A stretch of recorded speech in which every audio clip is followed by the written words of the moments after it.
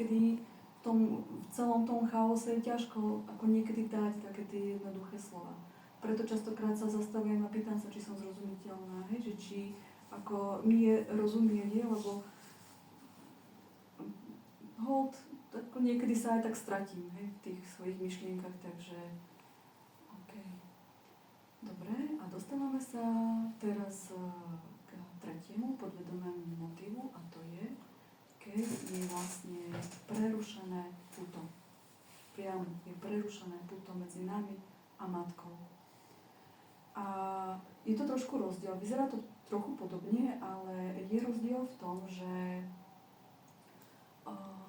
trauma nastane vo vzťahu medzi nami a priamo mamou. A môžeme toto vysledovať, kľudne si môžeme dať pár otázok, ako toto sledovať.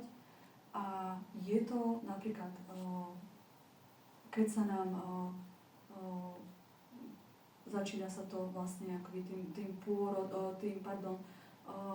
prenatálnym obdobím a tam sa zistujú vlastne tie dôvody, že či boli nejaké komplikácie počas tehotenstva tej matky, či bol ťažký pôrod, alebo boli komplikácie po pôrode, alebo počas pôrodu, či bolo dieťa oddelené dlhší čas od matky, že sleduje sa vlastne tá história toho príchodu na svet. Ak bolo toto všetko v poriadku, sleduje sa ďalej, vlastne, čo sa dialo počas prvých 3 mesiacov toho dieťatka, či tá matka nezažíva popôrodnú depresiu, či ako vníma to svoje napojenie na to dieťa, že vlastne sleduje sa tá samotná trauma, čo sa tam vlastne dialo. A tiež potom sa posúva vlastne ten rozmer ďalej a sleduje sa, čo sa dialo vlastne počas prvých 3 rokov života dieťatka. Či kde bolo dlhodobé odlúčenie. Nehovoríme, že hodinu po pôrode dieťa nebolo s matkou. Akože, aj keď k tomu teda by bola zase samostatná prednáška, ideálna, ale na naše pôrodníctvo, ale niekedy na budúce.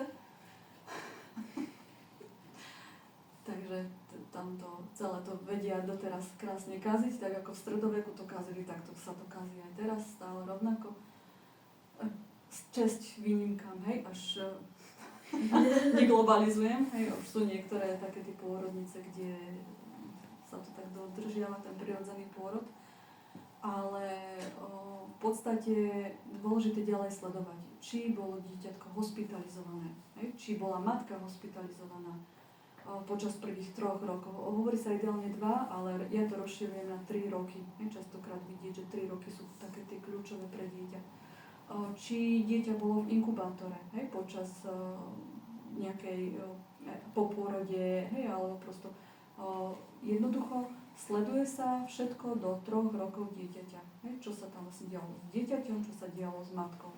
Je tam zrozumiteľne, treba vysledovať traumu. Ako náhle trauma vstúpi do vzťahu, vlastne sa to dieťa odpája, odpojí sa od tej matky. A ono vyzerá, že v podstate, že tá matka, keď sa vráti, že by to mohlo fungovať. Že vlastne o nič nejde, ale žiaľ sú mnohé procesy v dieťatku, ktoré nedovolia opätovne sa na tú matku napojiť.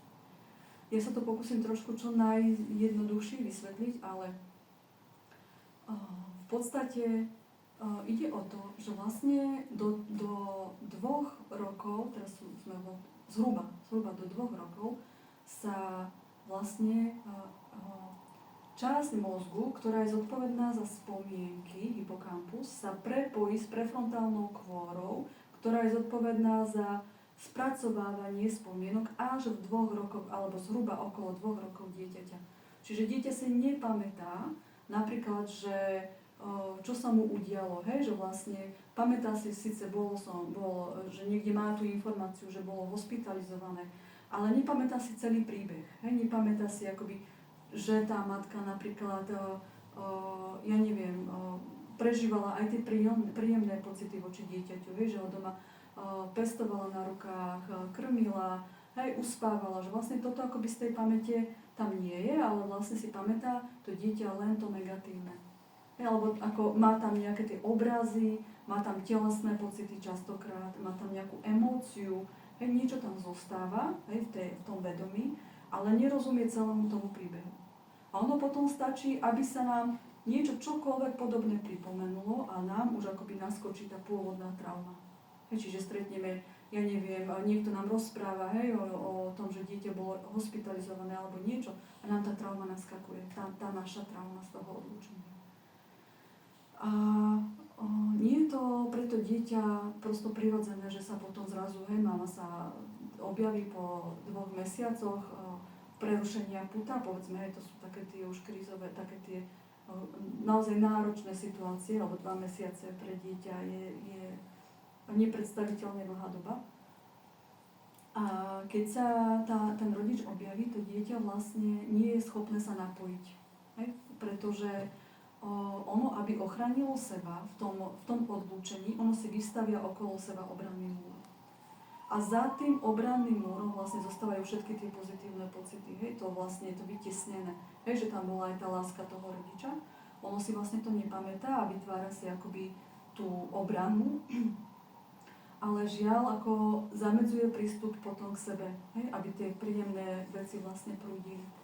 A nie je ľahké akoby zbúrať túto stenu, túto obranu, pretože vlastne tým by vlastne muselo akoby čeliť opätovnému zraneniu. Hej, že musí sa odkryť, hej, a tým by vlastne akoby seba ohrozilo, hej, lebo vlastne to dieťa, ten obranný mechanizmus spôsobí, že vlastne sa potrebuje chrániť, potrebuje sa brániť, lebo matku vyhodnocuje ako nebezpečnú, ako nestálu, hej, ako niekoho, koho sa treba báť. Hej, čiže žiaľ, takto to funguje. Ďalší taký ten, prečo to takto je, hovorí nám aj vlastne amygdala, neviem, to asi poznáte, je to časť limbického systému, ktorý vlastne je zodpovedný za emócie a amygdala je konkrétne zodpovedná za spracovávanie negatívnych emócií. A v podstate tá amygdala, jej 2/3 neurónov sú nastavené na vyhľadávanie nebezpečenstva. Čiže ľahšie sa negatívne veci ukladajú v dlhodobej pamäti ako tie pozitívne. Len časť sa ako je venovaná tomu pozitívnemu, 2/3 neurónov prosto vyhľadávajú nebezpečenstvo. Hej? Preto máme veľa negatívnych spomienok, ale nemáme tam to pozitívne, čo sa tam zároveň popri tom negatívnom aj dialo. A toto vlastne vysvetľuje evolučná biológia, lebo vlastne my sme prežili na základe toho, že sme boli včas akoby schopní rozpoznať hroziace nejaké potenciálne nebezpečenstvo. Takže žiaľ, toto sa zopne v tom dieťatku a hovorím, vyhodnotí matku ako nebezpečnú, čiže sa vlastne akoby odpojí, hej, od toho zdroja tej energie. A ako z praxe sú toto veľmi komplikované vlastne tie cesty späť sa vrátiť, pretože práve nie je tam ten zrozumiteľný príbeh, nie je tam tá informácia, že toto sa mi dialo, že proste tá matka za to nemôže, že vlastne síce ona niekde na tej druhej strane smútila, aj bola nejaká, že to dieťatko je odlúčené. A vieme, že to zdravotníctvo naše generácie, a možno ešte aj tie staršie generácie, ako nezáujem, že dieťa je, má mesiac, 2 alebo koľko, prosto prijali ho, hospitalizovali a ten rodič zostal na druhej strane. Častý model, ja sama som svedkom tohto, takže opäť aj v tomto sa nachádzam. Viacerí. Takže hovorím, to je, a preto by som povedala, že oddelovanie dieťaťa od matky do 2 rokov života je na samostatnú dlhodobú prednášku, lebo tam ako sa deje obrovské spektrum potom veci, ktoré spätne ovplyvňujú toho človeka. A možno, ako nie je to úplne moja tá téma, tá pracovná téma, ale je dobre šíriť informácie aj o tomto. Že vlastne akoby to pôrodníctvo sa musí nutne zmeniť, lebo ukazujeme, že vlastne mnohé generácie teraz, čo sú vlastne ako keď si všimnete, všetky problémy mladých sú, že vlastne oni nevedia, kto sú. Je problém v identite. Je vlastne ako nerozumejú sebe, alebo vidieť, že tam je nejaké odpojenie od toho rodiča. Ale hovorím, to by som sa príliš odkláňala od tejto našej témy a ide mi ešte veľa myšlienok, takže ide v tomto podvedomom motive ide o to, že vlastne to dieťatko, aj keby veľmi chcelo, nie je schopné sa opätovne napojiť. Ako ten obranný mechanizmus mu nedovolí, lebo to vyhodnotí tu, ako náhle sa matka priblíži, ju vyhodnocuje ako nestálu, nebezpečnú a keď tam bolo raz zranenie, je predpoklad, že tomu dieťatku znova ublíži. Že vlastne to dieťa to takto vyhodnocuje. Tá amygdala vlastne akoby tam sa zopína. Ale nie je to o tom, že ten rodič akoby by nechcel, aby tam to napojenie bolo. Ale hovoríme, nie je to situácia, že sa rodič vzdiali na diskotéku večera a potom sa vráti. Musí to byť akoby zrozumiteľné, súvislé, viac trvajúce ako, ja neviem, pár dní. Ešte by som povedala, že možno pár dní by tá náprava by bola schopná, že keby to bolo správne podchytené, to odlúčenie, tak tá náprava je ľahšia. Mnohé aj teraz terapeutické smery akoby na deti zamerané, tak tiež pracujú akoby s narušenou vzťahovou väzbou, že ako dá sa na nej pracovať. Ale keď je takéto vážne narušenie tohto vzťahu, nechcem tu úplne používať vzťahová väzba, ale tohto toku toho života, tak a ešte k tomu sa pridá, ja neviem, hostilné prostredie, nepriateľské prostredie, že vlastne ako doma to vôbec nefunguje, matka prosto bola vzdialená, tak to sú akoby najťažšie potom prípady na, nechcem používať nejaké termíny, ale vlastne psychopatia a podobné takéto asociálne, vlastne tam sa vypína akoby empatia voči druhému, že vlastne to dieťa je v takej obrane, že vlastne ono si nedovolí cítiť. Nedovolí si cítiť seba, nedovolí si cítiť iných, takže ale to už sme trošku aj pri poruchách potom osobnosti. Takže k tomuto máte nejaké otázky? Alebo je to zrozumiteľné? Zvládate to ešte so mnou? Môžeme pokračovať ďalej.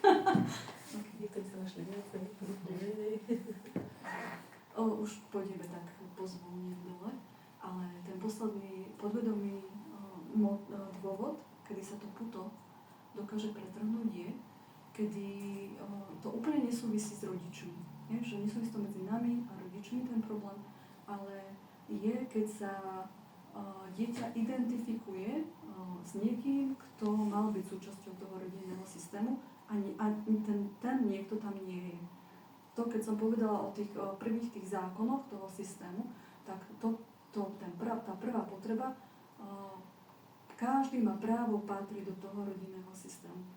A častokrát, keď je niekto zamlčaný v tom rodinnom systéme, častokrát práve aj tie potraty, ktoré vlastne ako nejako neboli spracované, vysmútené, nebolo tam akoby meno dané, prosto ako zostala tam len nejaká stopa, tak toto reálne sa mi ukazuje z praxe, že ten človek je práve týmto vstupom a výstupom z toho rodinného systému je ovplyvnený.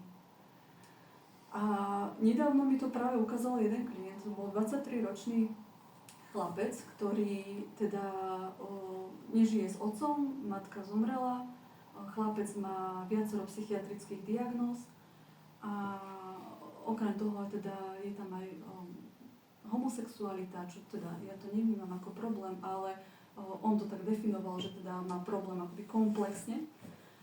A keď sme vlastne rozostávali tento jeho rodinný systém, tak som sa opýtala, že kto tam je ešte, ako kto bol súčasťou toho rodinného systému.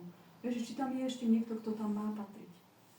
Okrem toho časového hľadiska, že kto príde skôr, ten je akoby v hierarchii je vyšší.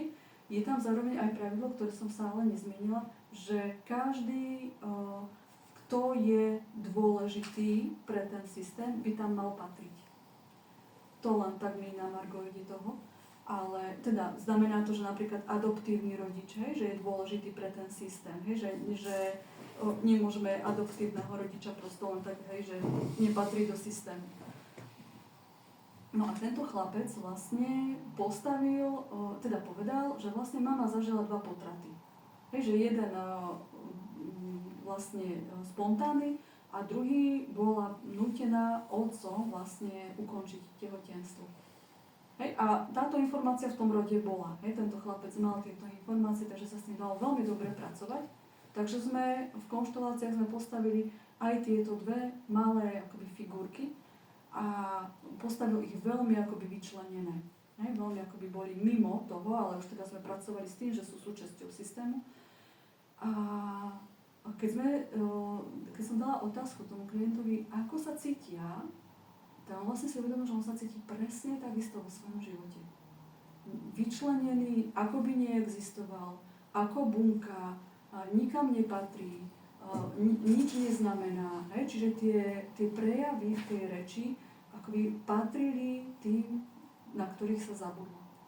Hej? Čiže ako tá práca, potom tá náprava, tá liečba bola, hej? Že boli privzatí do toho systému a už vlastne sa ten klient akoby odpájal, hej? Od tých,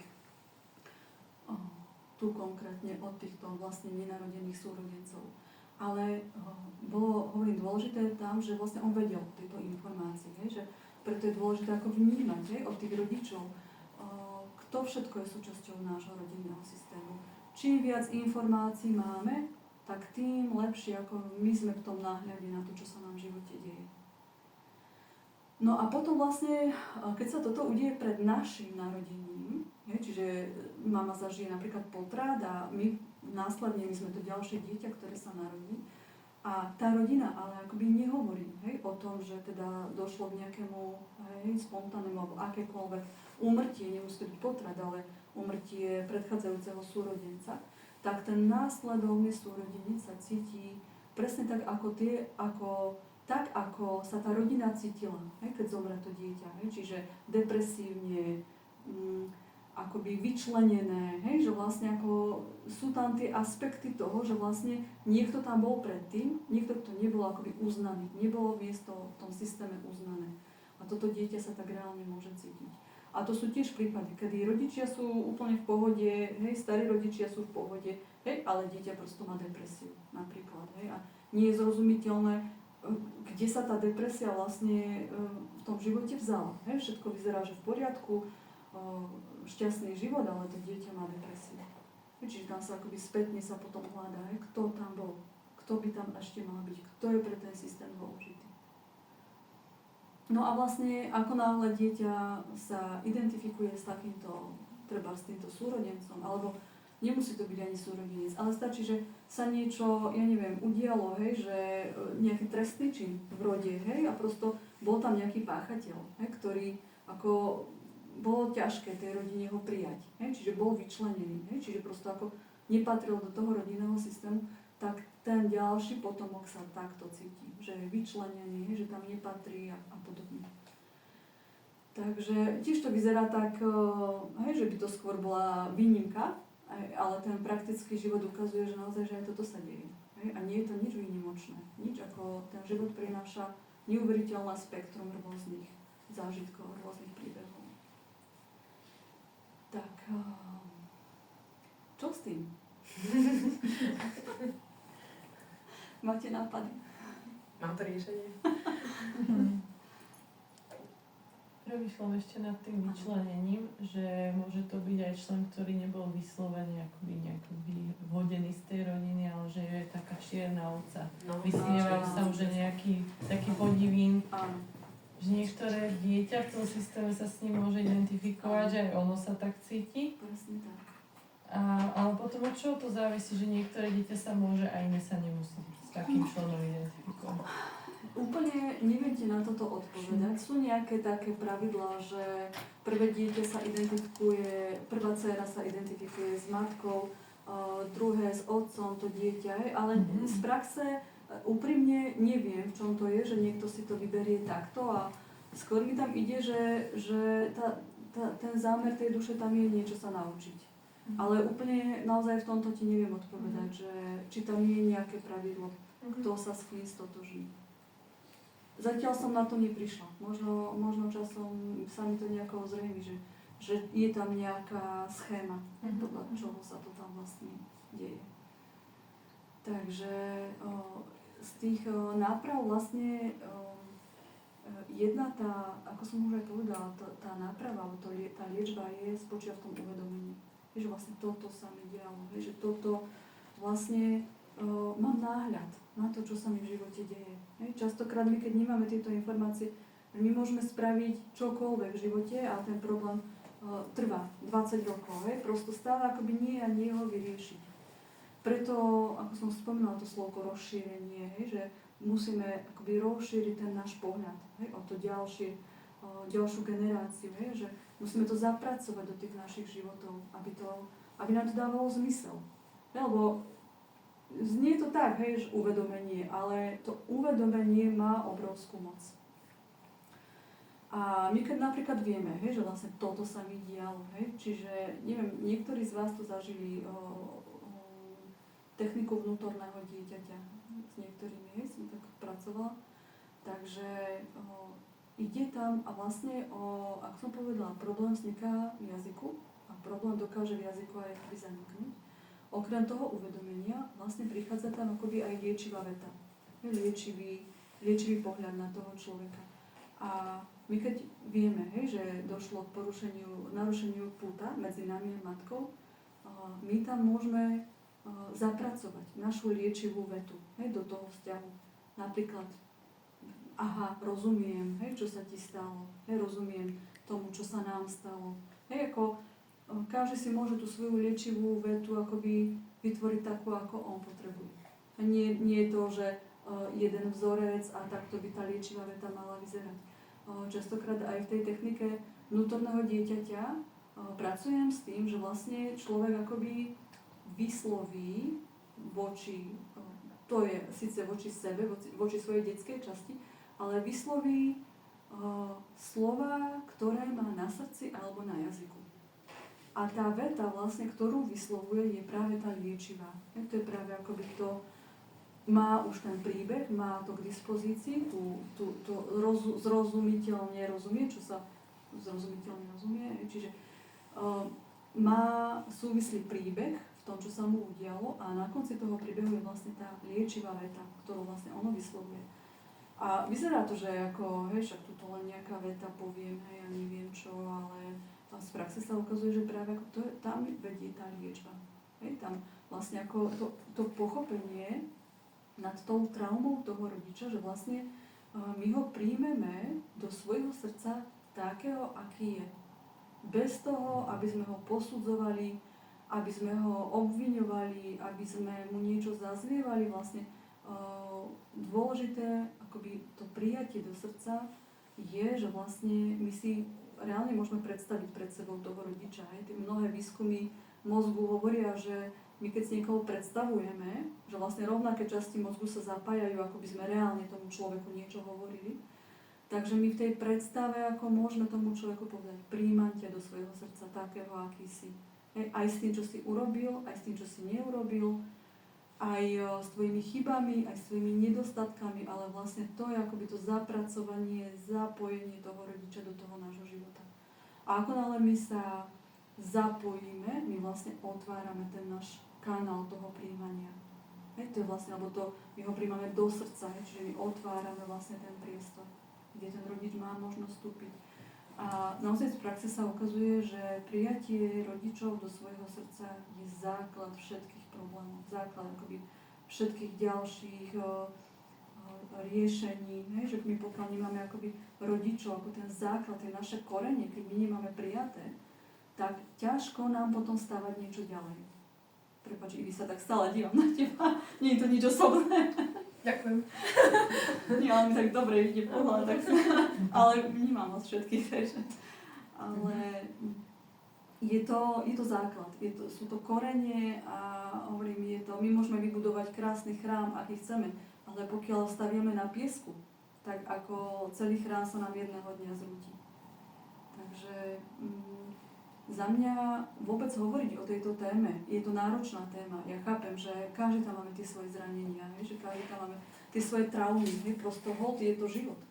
Ale práve ako vôbec to vnímať, že áno, toto je súčasťou našich životov, je to veľmi potrebné. Hovoriť o tom, rozširovať to naše zúžené pole, ako to problematické pole, rozširovať tú problematickú realitu. Takže kľudne predstavujte si pred sebou svojich rodičov. To je taký ako ideálne, keď sa to deje v rámci terapie, ale každý máme možnosť ako pracovať aj doma, už terapeuticky. Predstaviť si svojich rodičov so zatvorenými očami a ako vnímať, aké to je, dávať tam tie slova toho prijatia. Nerada hovorím o odpustení, ale je to skôr také ako prijímam ťa, takého, aký si. A je to z praxe, aj z osobnej skúsenosti, je to veľmi ozdravný pocit. Naozaj je to ako vyslovene napojenie sa na zdroj sily. Že ako reálne sa deje to, že vlastne my opätovne sa napojíme na prúd života. A niekedy možno treba akoby viac tej pozitívnej skúsenosti, viac treba terapeuticky podchytiť, viac ako rozanalizovať, čo sa tam vlastne všetko dialo. Niekedy to nemusí byť také jednoduché. Niekedy to je jednoduché, niekedy to nie je jednoduché. Záleží, ako ten príbeh život napísal. OK. A ešte možno, sú k tomuto nejaké otázky?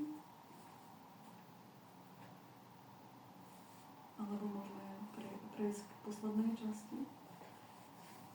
Dobre, takže ako už asi šípite, to, aký máme vzťah s rodičmi, to korešponduje náš vzťah s partnerom. A vzťah s našimi deťmi? Či to je zložitejšie? To je iná téma, hej? Určite by sa tam našli, tie súvislosti. Ale skôr teraz sa fokusujeme na nás, na to. Ale dobrá poznámka, lebo ako v dieťati vidíme seba. Takže... To, čo mňa irituje na mojom synovi, to som ja? Ježišmária. No dobre, tak si ešte posedíme potom. A to, aby to nebolo také jednoduché. No jasné. Skôr poriešim seba, svojich rodičov, potom svoje deti, potom svojich partnerov. Ja to mám tak v živote, že my sme sem prišli fakt, že posunúť sa. Fakt. Učiť sa. My sme to prišli riešiť, aj keď ako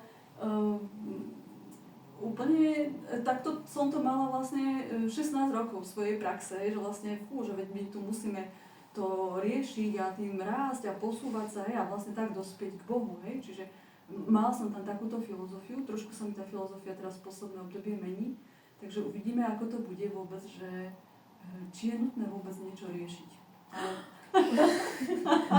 Ale to by som nechala. To je zase iná téma. Odložíme do špíčka. Takto pekne idú, ale... Keď človek seba porieši, tak ono veľa vecí potom asi začne lepšie fungovať. Že začnú fungovať aj tie vzťahy s deťmi, s partnerom aj s rodičmi, že on naozaj treba asi začať v tomto prípade o sebe. Áno. To bol ten začiatok, že vlastne tam bolo, som hovorila, že my keď robíme zmenu na sebe, na základe viacerých tých teoretických východisk, tak vlastne sa tá zmena realizuje niekde aj v tom systéme, aj v tom rode. Vieš, že vlastne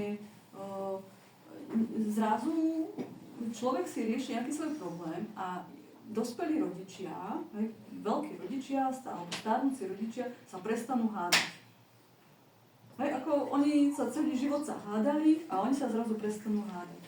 Čo nie je úplne akože normálne, že vlastne, kde sa to vzalo? Prečo sa zrazu prestali hádať? Čiže my keď robíme zmenu v sebe, vlastne my robíme zmenu akoby v celom tom našom systéme. Že dochádza k tej korekcii, dochádza k nejakej liečbe, čo je zaujímavé. Preto ten systém, tá systémika takto pracuje. Tak a teraz by som len taká pár bodov, že vlastne ako to v tom partnerstve vyzerá. A začala by som teda tým, že keď sa dieťa stotožní s tým rodičom, s tým deprimovaným napríklad tým rodičom, tak toto dieťa, ako som povedala, že vlastne ono je v tom dávajúcom móde. Čiže vlastne to dieťa príde do života, dospelý človek vlastne a on stále dáva. Dáva, proste ja to volám, je to naplňač potrieb iných ľudí, prosto dáva. Častokrát to dieťa, ten dospelý človek vlastne ani si neuvedomí, že že on má nejaké potreby. Že vlastne ako to liečivé, to terapeutické je spojiť ho, že vlastne on má tiež nejaký systém potrieb, niečo, čo vlastne prehliadal. No a takýto človek vlastne, keď si nájde partnera, tak buď je v tom, že aj tomu partnerovi dáva, že vlastne ako ide ho, ja neviem, zachrániť, proste aj splní všetko, čo si kýchne ten partner, ale prichádza tam zároveň aj preťaženie. Že vlastne ten človek je permanentne preťažený, ako tam to slovo preťaženie častokrát tam zaznieva. A potom to vyzerá v tom partnerstve tak, že buď takto to žije ďalej, alebo sa vzoprie a ten partner, keď zrazu začne mať nejaké potreby, ďalšie a ďalšie potreby, tak vlastne on sa emocionálne sa odpojí. Že vlastne akoby, a až tak, že vlastne toho partnera dokáže akoby si znepriateliť. Až tak proste, že toho partnera ho zničí. Že vlastne nie je schopný akoby ďalšie a ďalšie potreby plniť, tak vlastne on ho prosto sa od neho odpojí. Že vlastne, lebo to dieťa, keď bolo v tom detstve, tak vlastne ono, neviem, čo som chcela povedať, ale teda je stále v tom dávaní, ako preberie tú zodpovednosť, čiže stále je v tom, že proste musím sa postarať, musím tomu rodičovi niečo, a stále toto je o tom presvedčené, že musí. A vlastne tam ako nie je veľmi priestor na svoj život, lebo to dieťa ako dospelý človek nemá reálne z čoho takto fungovať ďalej. A častokrát sa to ukáže, keď prídu mnohé povinnosti v krátkom úseku, že vlastne ten človek akoby ide do kolien, proste nie je to možné fyzicky zvládnuť. No a keď pridáva ešte partner, tie problémy, tak ten partner je ten zlý, proste je tam to osočovanie toho partnera. Takže toto je jeden, to ako sa to prejavuje v tom partnerstve. Keď je ten tok medzi matkou a dieťaťom porušený, tak častokrát, ako keď je tá trauma priamo v tom pute, tak tento človek vlastne akoby nechce ísť do intimného vzťahu s partnerom. Čiže z intimnosti, z blízkosti, z priblíženia vlastne má úzkosť. Čiže tam vlastne ako v tom partnerstve, ak aj dôjde akoby k nejakému partnerstvu, tak vlastne je to častokrát buď o tej úzkosti a v tej úzkosti vlastne ten partner začne toho druhého, ja neviem, byť žiarlivý, začne ho nejako ponižovať, prosto ako vidí v ňom ten problém. A môže to dôjsť až do takého bodu, že vlastne buď teda sú dva, že buď on sa cíti že je niečo zlé v ňom, v tomto človeku, alebo a začne toho partnera byť žiarlivý na toho druhého, alebo vlastne sa na neho akoby sa nezdravo sa napojí, akoby vytvorí závislý vzťah. To je presne ako sme popisovali takú tú ambivalenciu toho dieťaťa, že aj by chcelo tú matku milovať, ale aj ju odmieta. Čiže táto ambivalencia sa objavuje aj vlastne v tom dospelom vzťahu. Čiže aj by chcelo sa napojiť, ale zároveň má aj úzkosť. Čiže tá blízkosť tam, strach z tej blízkosti hrá obrovskú rolu. A častokrát títo ľudia väčšinou prídu do toho bodu, že vlastne oni nechcú akoby ďalej, nechcú mať svoje deti. Lebo vlastne ako nemajú tým deťom čo dať. Oni, ako síce v tých slovách to môže znieť, že deti vyžadujú energiu a čas a neviem čo, ale vlastne cítia, že vlastne tomu dieťaťu nemajú čo dať. Čiže vlastne ako je tam také zrozumiteľné, že nechcú pokračovať v tom rode ďalej. Takže to je presah na partnerstvo takýto. Neviem, či to bolo zrozumiteľné. Okay. Často sa tiež objavuje aj to ako som spomínala, ten zavrhnutý rodič. Ako ste sa pýtali. Že vlastne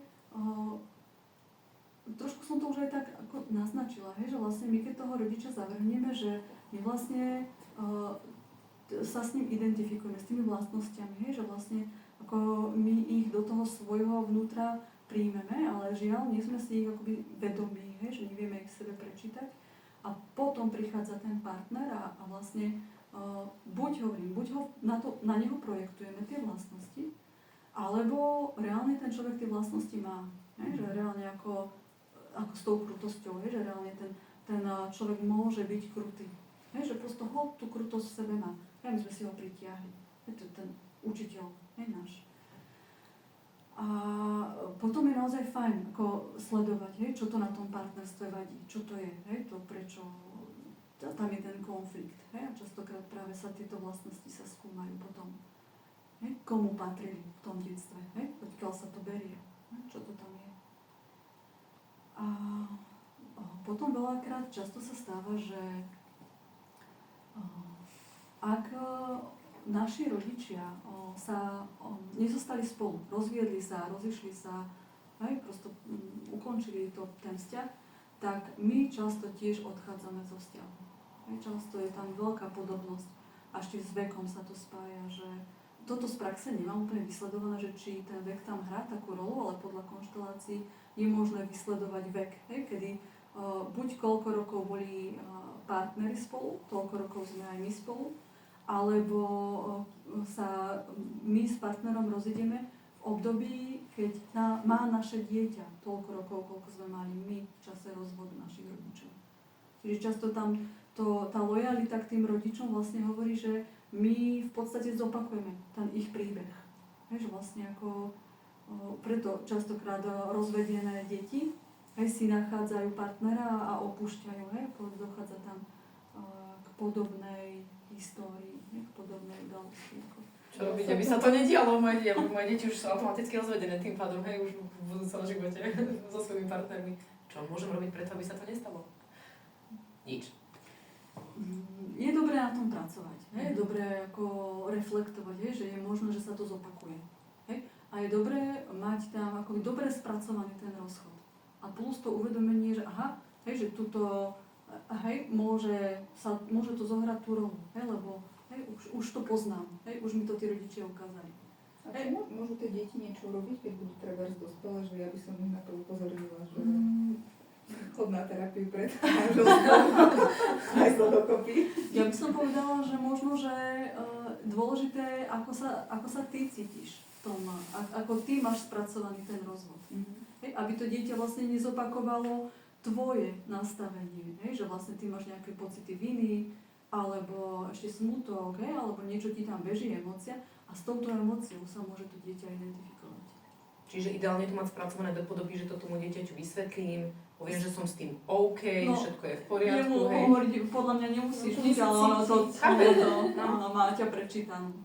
Že to dieťa, to si my myslíme, že keď niečo povieme dieťaťu, on si povie, tak ale ja vidím, že cítim to trošku inak, ten systém majú napojený. Teraz, keď máme takéto vedomosti, tak dá sa tomu proste predísť, či to takto nefunguje? Podľa mňa áno. To je práve to, že nás to oslobodzuje, že vlastne my ten moment máme, že vlastne tam je to uvedomenie. A je podľa mňa prúser, keď my o tom nevieme. Že vlastne my o tom nevieme, že toto môže byť v hre. A my to reálne zopakujeme, ale my teraz, keď vieme, že veď toto sa môže dediť, to je vlastne tá sloboda. To je vlastne ako ten náhľad. A ty už vlastne pracuješ s tým, že dobre, či tam mám všetko vysmútené, či to mám fakt upratané po tom rozvode. A zároveň len ako byť si vedomý, že vlastne to dieťa je tak lojálne voči tým rodičom, že ono zopakuje ten príbeh. Ale to tak nemusí byť. To sa volá, že je lojálnosť? Áno. Častokrát, keď sú rodičia nešťastní, čo teda úplne z praxe tiež ešte som nevysledovala, to dieťa si nedovolí byť šťastnejšie ako tí rodičia. No, zbohni ty. Sme došli. Ale podľa mňa je to zlé, keď o tom nevieme. Hovorím opäť, keď o tom my nevieme, že vlastne toto môže byť v hre, že sme nejak tak, akoby, tá naša sloboda je nejak tak divne obmedzená, ale my keď o tom vieme, tak to nám dáva tie nástroje, tie kompetencie, lebo my sme autori nášho života. My už nie sme len tá obeť, to pokračovanie, ale my sme tí, ktorí si píšu vlastný príbeh. A on to tak byť nemusí. To je jeden z tých systemických prístupov tej terapii, že vlastne sa pracuje akoby na tej kompetencii toho človeka. Že, a teraz si napíšem svoj vlastný príbeh. Čiže šetríme niečo na terapii, dobre. Najprv sebe. Skôr sebe potom deťom odkladáme. Aha, čo ti poviem, no máš sa nudiť, však.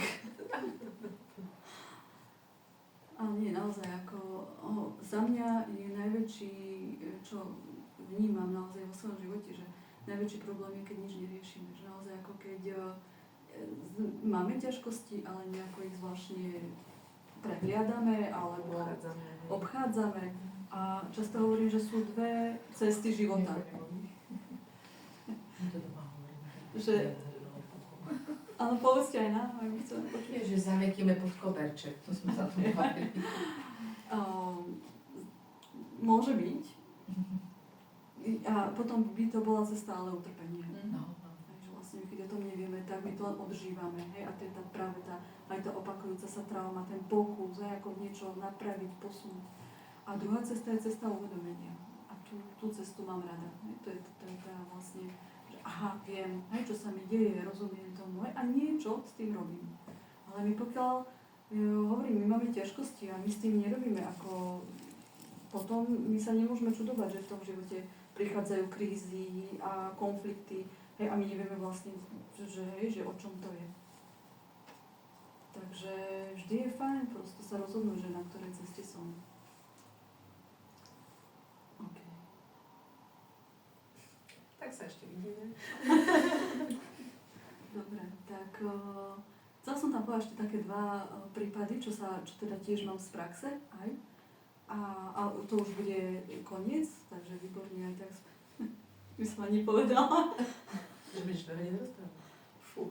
Jaká si rozčpirikaná zrazu. Po 5 minútach ticha som ale potrebujem správať.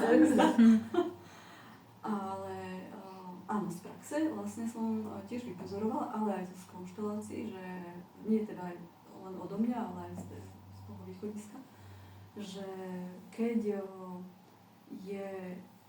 takéhoto som mala konkrétne klienta, že vlastne bol dôverníkom svojej mamy.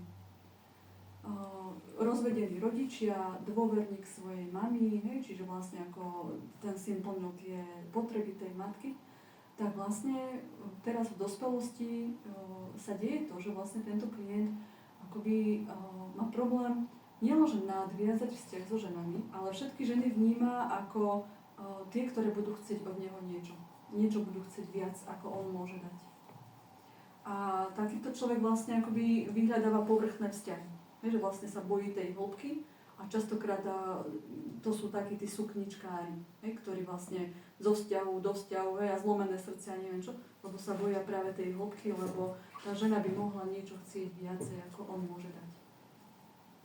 To ako hovorím, bolo to zaujímavé sledovať toho klienta, aké rôzne má argumenty, ako neísť do toho vzťahu, alebo ako odísť zo vzťahu. A vlastne keď sme tiež rozkladali rodinu, tak vlastne on bol presne v pozícii, bol partnerky tej matky. Čiže bolo jasné, že tam ten priestor pre svoju partnerku tam nie je. A uvidíme, ako to bude ďalej v tom živote. Má toto uvedomenie, ale život sa ukáže, že ako, či vôbec dôjde k náprave v realite. Takže keď stretnete sukničkára, tak môžete si byť istí, že treba akoby pozerať, že vlastne tá matka tam bola too much. Bola tam tá, ktorá pravdepodobne čo je zaujímavé, že to sa netýkalo v detstve, ale je tam dosah práve tu ešte v dospelosti. Prítomnosti, presne tak. Že stále tam tá matka tomuto klientovi robí raňajky. Oh my god. Hej? Ivano, to je Tomáš, hej? No, tak. Hej, našli ste niekoho. Ja to v každej tej vete už ja mám presne pomenovaný ľudí, kto tam je. Áno. A ja si hovorím, že raňajky, a to je 40-ročný pán, ktorý má pomerne vysoký sociálny status. Ako... No, to presne. Tomáš už asi tu bol. Nie, poznám. Ale bolo to zaujímavé sledovať, že ako tam tá mama má toho syna vlastne vo svojej hrsti. Že vlastne pokiaľ sa neuvoľní toto puto, tak tento človek si tú partnerku prosto nenáza. Ona ho drží za tie gule podľa mňa. Napríklad sa že ona mu drží gule, naozaj. Áno, je to tak. A ja keď som vlastne sa o tomto dozvedela, hovorím si, fú, že no tak dúfam, že svojho syna nedržím niekde nakrátko. Tak som si dala veľmi pozor, že ako to ja mám vo vzťahu so synom, ale tak teda je pomerne ďaleko, takže raňajky mu robiť nemôžem. Ale bolo to zaujímavé sledovať, že vlastne, aha, veď hej, že aký katastrofálny alebo devastačný dosah môže mať ten rodič na to dieťa. No a posledný prípad, čo tiež mám z praxe odpozorovaný, že vlastne keď je dievča je dôverníčka otca, hej, že je obľúbenkyňa toho otca a nie je tá matka, keď nie je na prvom mieste tá matka, ale tamto dievča, tak toto dievča má vždy problém v partnerstve. V zmysle? V zmysle, že vyzerá to, že keď mal dobrý vzťah s otcom, že by mohol byť dobrý partner, ale tu je práve odpoveď v tom narušenom vzťahu ona a matka. Že vlastne tam nie je tam pocit akoby naplnenia. Hej, a ten partner môže robiť čokoľvek, hej, ale nedokáže tej partnerke vlastne naplniť tie potreby. Hej, ale ona to nevidí, ona to nedokáže takto prečítať, ale ona to vyhodnocuje, že ten partner ju proste nenaplňa. Hej, a liečba je práve... Nikdy žiaden partner nebude dosť dobrý, lebo Napríklad. ona bola princeznička svojho otca, hej? Napríklad, hej, a vlastne tam ako... Pokiaľ si ona neuvedomí, že vlastne tam chýba, je tam absencia toho vzťahu s tou matkou, tak ako nikdy ten partner nebude dosť dobrý. Lebo tam ide o tú prázdnotu, o to, čo len tá matka môže vlastne... Našli ste ďalšieho To kandidáta. nejaké Nie, že sa no, nie? Jako? Áno. A počkaj. Aha, počkaj. Aha, Ja ju vidíš? tam vidím. Áno, máš ty pravdu. Výborne. Zas budem múdra, keď prídem domov. Zase si budem o 10. volať. No, takže tá matka vlastne je zdrojom naplnenia. Hej, pokiaľ my nemáme vzťah s matkou, tak my permanentne v živote máme pocit, že nám niečo chýba. Niečoho nemáme dosť. Hej, niečo prázdnota, hej, niečo proste, máme tendenciu doháňať, doplňať, aspekty závislosti, šopoholník, hej, niečo proste nám stále chýba. Je to tam? Je to tam, no. No a pritom, hej, je to len o tej matke. Hej, ale my už keď máme informáciu, aha, hej, veď ako moja prázdnota, existenčná prázdnota súvisí s mojou matkou, ako fú, že len?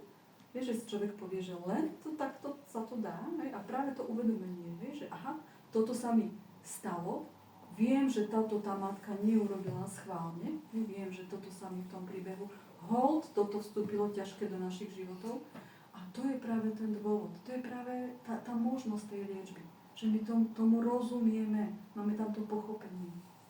A my sa potom vlastne učíme, ako ideálne s tou matkou sa opätovne otvoriť, opätovne, keď sa to s ňou fyzicky nedá, hej, že prosto nemá napríklad fyzické telo. My sa s ňou v tých predstavách, v tých obrazoch reálne máme túto možnosť stále tej konekcie. Kým máme my fyzické telo, stále je možnosť liečby, stále je možnosť nápravy. Keď nemáme fyzické telo, hold, je to ťažšie.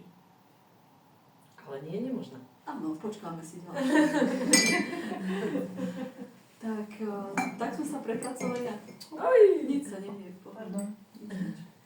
Prepracovali sme sa teda na záver tejto dnešnej prednášky a Ďakujeme. neviem, je teraz priestor pre vaše otázky, ak máte nejaké otázky, kľudne sem s nimi. Ak nie, tak možno budú časom ešte doma doznievať. Necháme si to na terapiu, Gabi. Zaplníme ti kalendár. Čo? Ešte dobre, že máme termín. Poplníme trošku kalendára asi s mnohými otázkami. Tak, bolo to pre vás nejakým spôsobom obohacujúce? Určite. Ako to vnímate? Aha, momenty. Jeden za druhým.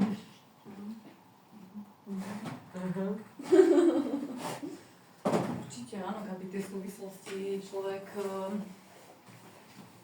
proste nemá tú poznatok, nemá tú znalosť a neskutočne to dokáže presne to rozšírenie toho vedomia, ten pojem si pamätám, že z terapie od našej, takže že vlastne to vedomie úplne to rozširuje, to vnímanie aj to ďalšie vlastne, do tých ďalších dní, týždňov a akože to je neskutočné, akože ťažké, ale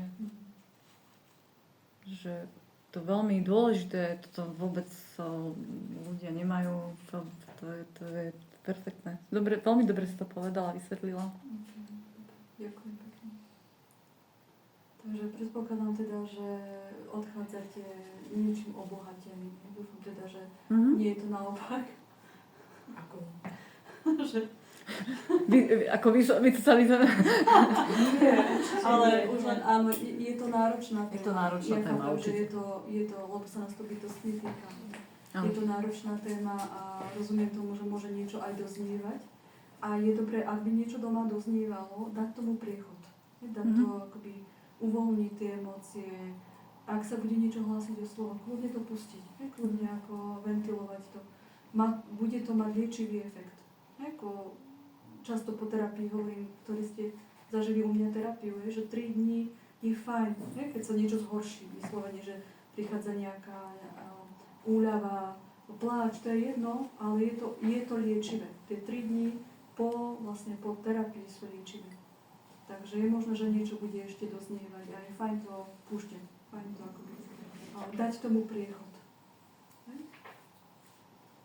Ak by po 3 dňoch príliš niečo vám kričalo, alebo ja neviem, niečo sa hlásilo, tak som tu.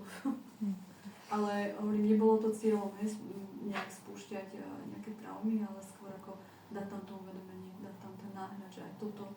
Aj keď je to téma, ktorá asi, neviem, možno opravte ma vy, o tejto téme sa príliš často nejako nerozpráva. Určite nie. Určite nie. Za mňa je tam ešte takéto, že ako veľa vieme nepokaziť život našim deťom, že mne tam úplne vskočila táto téma, že akože tým všetkým, čo my, akože robíme a ako žijeme a podobne, ako veľa vieš pokaziť. A veľa si uvedomuješ, ale to všetko, čo si neuvedomuješ. No, Čo im tam rezonuje, čo oni potrebujú. Čo od teba navnímavajú, ako načítavajú, ty sa vrátiš ešte do prenatálneho obdobia, ty keď si tam pospomínaš, čo si tam kde povedala, urobila, teraz, že čo im to tým všetko spôsobilo v terajšom živote, či im to spôsobí v partnerstve, no. Ale viete, čo je ale úžasné, že vlastne my keď tieto problémy vyriešime, že nám sa naozaj otvára iný obzor. Že naozaj ako je tam nejaký presah, že my začneme fakt ten život inak vnímať. Vieš, že vlastne ako tam to zaťaženie tam nie je. Tam je práve to autorstvo toho človeka, tá sloboda, že vlastne cieľom aj tohto celého je, aby sme vlastne sa oslobodili, aby sme zistili, kto sme. Aby sme boli sami sebou. My nemusíme byť rodičmi, nemusíme byť starými rodičmi, neviem čím. Cieľom je byť sami sebou. A častokrát hovorím, aby sme zistili, kto sme, musíme zistiť, kto nie sme. To je moja taká obľúbená veta. Ale nie to nemožné. Ako nájsť samého seba pod všetkými týmito maskami, čo proste v tom živote sme si zobrali na seba, boli nám dané a prevzaté a olepené a taká to bude, že ako ja fakt ako neviem, budú ošúpené, aby sme prišli na to jadro toho, že kto som, čo som. Ideálne riešiť to, čo nás aktuálne trápi. To, čo je teraz v hre, to je ideálne riešiť.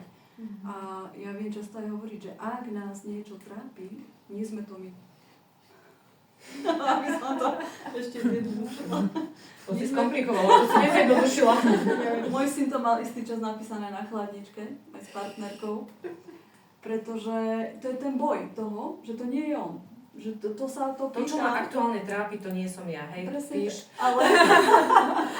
ale dobre sa s týmto pohľadom pracuje, keď máme nejakú skúsenosť, že sme prešli niečím terapeutickým a vieme rozlišovať. Vieme, že toto môže byť presah, toto je prevzatý model správania, ale platí také nepísané pravidlo, že keď zostane v nás ticho, tak to sme my.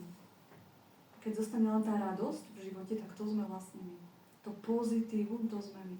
Ako náhle nám tam niečo skáče negatívne, tak si môžeme 100% istí, že sme v nejakom cykle, že sme v nejakom modeli správania, alebo myslenia, alebo cítenia, ktoré nemusí byť naše.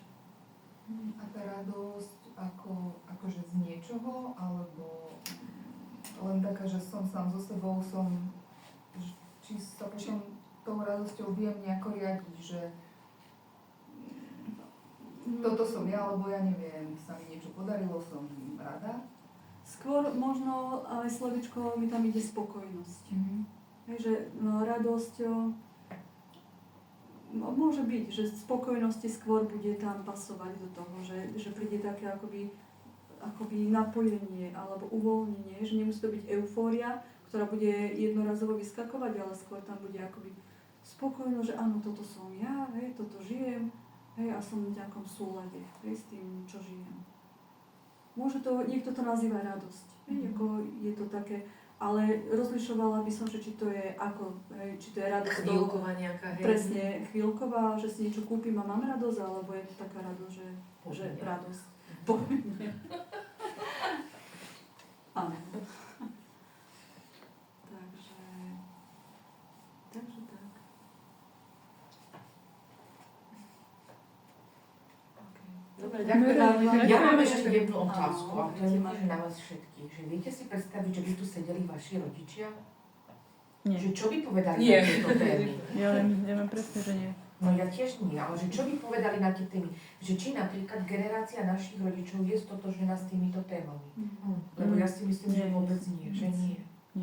Ja keď Ja ešte možno pri mojej mame by som váhala. Pri Ona tvojej by mame si to možno. možno by si Áno. toto fakt vypočula Áno. rada. Ale ja to viem povedať úplne s presnosťou, že určite nie, pretože keď som s ňou otvárala nejaké témy, aj po našej terapii to nie je vôbec ako vec tajná, tak moja mama to nechce. Mama to nechce? Takže... No moja mama by si to tu sedela, aj by sa zapojila. Myslím si, že by... Ja si tiež myslím, že moja mama áno. Asi by sa tomu neotvorila. No ako by to asi, možno by sa tu tvárila, tak by vydržala. Takže... Viem si predstaviť, že v týchto slovách, ako hovorí, že tá mama tam má tú obranu. Áno, ona to tam má odpojené od toho zdroja. Veľmi hlboko. Áno. A tá karta, keď tam je tá obrana, tak ten človek... Ju to boli. Bolí, hej, to nepustí. Ona je v ohrození, absolútnom, hej, ona proste kolabuje. Áno. Takže ona... A tam tebe terka neostáva nič iné, len ako naozaj ju prijať do toho svojho života taká, aká je. Takže viem, že pravdepodobne v tomto živote k zmene v mojich rodičoch nepríde. Hej, nech urobím čokoľvek, môžeš ako skúšať, hej, to prijatie do srdca. Hovorím, že niekedy tí rodičia povolia tie steny, ale hovorím, toto sú najťažšie akoby prípady tej traumy, hej, že vlastne ten mechanizmus je akoby proti ním zopnutý. Hej, že vlastne hovorím, to by museli ako si fakt dovoliť ísť do toho zranenia, ale na to tiež treba silu. Hej. A ty len ich príjmať, takí, akí sú. Hej, ako dáva tam tú liečbu v tom prijatí, v tom rozšírení, hej, že hold, ako moji rodičia, takáto ťažká trauma sa stala v ich živote. Že vlastne to je aj taký súcit s tou maminou, že čo strašné sa muselo jesť, hej, že sa nemohla naplniť. A ten súcit nám dáva práve tú možnosť tej liečby. Sú to veci našich rodičov, ktoré fakt sa ich bytostne týkajú, ale keď si len zoberieme, že vlastne oni na to majú dôvod, aby sa proti tomu bránili. Ale to som aj chcela povedať, že podľa mňa ako tá generácia ako aj chce, vieš, že zase vnímam iných rodičov, iných mojich rovesníkov, presne ako napríklad inú mamu, ktorú už tak ako viem, že vieš, že vnímam, že by možno radi si tak posedeli a možno z toho niečo si tak vzali pre seba. Vieš, čo je ale na tom úžasné, že napriek tomu, že vo vašom rode je takáto obrovská trauma, ty si tu a ty to chceš meniť. Že to je úžasný ukazovateľ, že vlastne ty si tá, ktorá zastaví túto traumu vo vašom rode. To asi je celkom pekná záťaž, nie? Na tom človeka. Je a hlavne, keď dieťa naozaj bolo vo fáze toho dávania, a ešte ono nič nedostalo. Čo môj prípad. Hlasím sa do klubu. Ďalšiu. To má asi veľa našich takých vrstovníkov, to má takto, ktorí sa rozhodli niečo robiť, že tak možno tiahnu celú tú... Áno, naozaj je tam stále akoby to vyčerpanie, že to tam cítite, že vlastne a je tam rozhodnutie, že ale nezoberiem svojmu dieťaťu. Lebo kľudne by sa to tak mohlo, keď ja som dávala rodičom, budem chcieť od môjho syna, aby dával mne. Ale práve to je v tej sile toho človeka, to je v tej osobnosti, že vlastne sa rozhodne, že takto to ďalej nebude.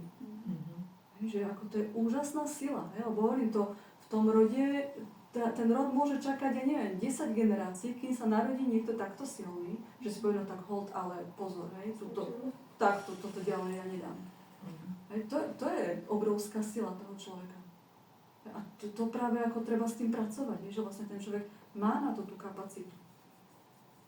Že on by tu nesedel napríklad, hej, neprišiel by, táto téma by ho nezaujímala, hej, lebo ako by vedel, že tá ďal cesta nevedie. Vieš, prosto ako sledovať to, ako ten človek vlastne je pripravený, hej, ako vstupuje do toho procesu. A už keď vstúpi, ja viem, že ten klient má veľký potenciál, aby to bolo úspešné v tom jeho živote, ten problém. Aby to došlo vlastne do tej liečby. Hej, aj keď tam môže doznievať celý život, hej, že bude tam mať ten deficit, tú stratu, hej, alebo niečo. Hej, častokrát ja, hej, ako, síce by som chcela veľa vecí robiť, ale nemám na to kapacitu. Hej, a ja viem, že vlastne, to je súvisí s týmto môjim rodom, hej, že vlastne ja som nedostala, ale neberiem, hej, dieťaťu. Hej, čiže stále som v takom, a som v tom náhľade, hej, na to, že vlastne takto to je. Nie je to ale niečo, čo by ma vyslovene akoby obmedzovalo v mojom živote. Ale si musím dávať pozor, aby som si dobíjala baterky.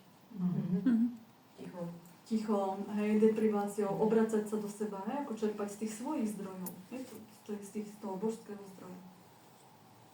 Môžem sa ešte spýtať, že keď teda v podstate v rodine je žiaduce takéto nastavenie, že rodič dáva dieťa pri